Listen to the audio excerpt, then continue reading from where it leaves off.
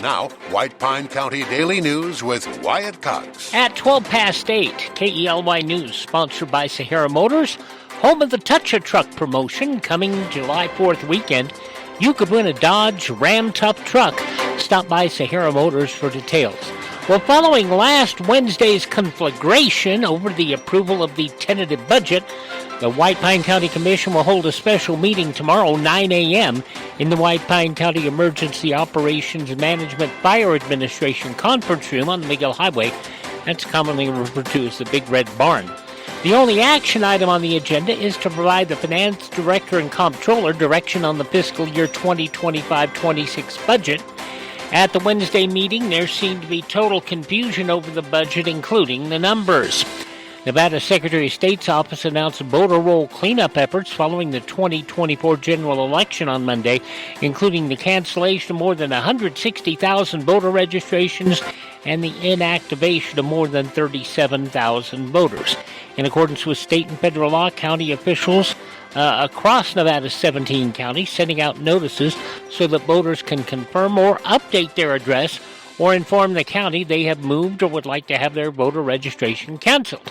Through this process, counties are able to confirm they can either inactivate or cancel voters, removing them from the rolls. National Voter Registration Act prohibits canceling a voter's registration because of a suspected change of address until they have been given notice, failed to respond, and did not vote for 2 federal general elections in a row. The Assembly Committee and Labor Committee advanced the Paid Family Medical Leave Act, Assembly Bill 388.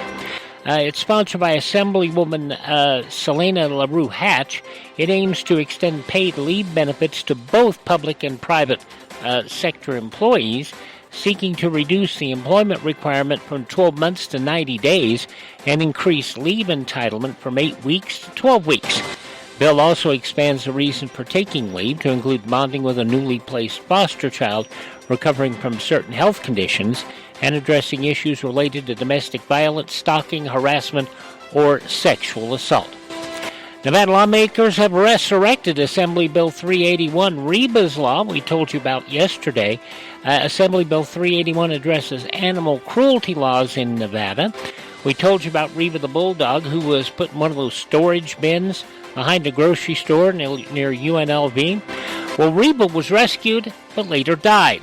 Reba's bill came about after Clark County District Attorney Steve Wolson said penalties for the 2 people arrested and charged in Reba's death weren't harsh enough and asked lawmakers to change sentencing guidelines for animal abusers. On Friday, bill sponsor Melissa Hardy confirmed the bill didn't receive a work session by the legislative deadline and effectively died for the session.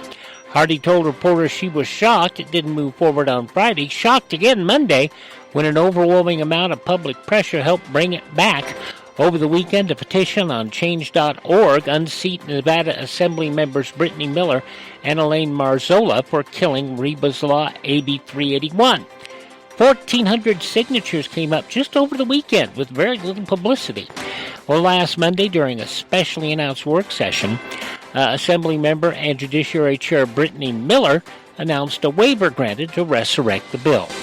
Nevada Assembly got an earful yesterday from the Culinary Union in their failure to even have a hearing on bringing a lottery to Nevada. In a press release, Culinary Union Secretary-Treasurer Ted Papageorge said, and we quote, "It's irresponsible that Democratic leadership in the Nevada legislature refused to even give AJR 5 a hearing, killing legislation they supported last session and denying Nevadans the opportunity to have their voice heard. When politicians talk about democracy being at risk but block Nevadans from voting on something as straightforward as a state lottery, their words ring hollow. Action speaks louder than rhetoric." Can I say this is one of the few times I actually agree with Culinary? Oh, gas prices drifting this morning, although the national average is all over the place. AAA says Nevada has the 5th highest average price per gallon of unleaded gasoline in the nation at $3.92 per gallon. White Pine County has the lowest in the state again, though it's creeping up, $3.14 a gallon, up a nickel over the weekend with a spread from $3.09 to $3.19 in Ely proper. In Ely itself, prices range from $3.08 at the Shell on East Altman to $3.19 at the Exxon and Mobil stations on Altman. Oh, and Love, who was displaying two different prices for their gas. Well, Love's corporate tells us technical problems exist between their two signs that aren't synchronizing this morning. Both signs read correctly at $3.19. If you're heading north, Elko County, $3.34. To the south, Lincoln County, $3.64. Clark County, $3.92. But Washoe County down to $4.28 a gallon. Gas in Esmeralda County, the highest in the state, at $4.99 a gallon. And at 8:17, that's a check of your morning news from the state of Nevada for Sahara Motors. You see lots of commercials on television telling you to drive a little and save a lot. Dealers wanting you to drive to Salt Lake, Elko, Reno, and even Las Vegas. But ask them one question. What happens if there's a problem? Do you have to drive 3, 4, or even 6 hours to get service? Here at Sahara Motors in Ely, we service everything we sell right here in White Pine County. Shop here first, get our best deal, and you get that best deal by telling Maggie or Shauna that Wyatt sent you by. Then if you want, shop other places. When you account for the drive, you'll find that it pays you to be a part of the Sahara Motors family.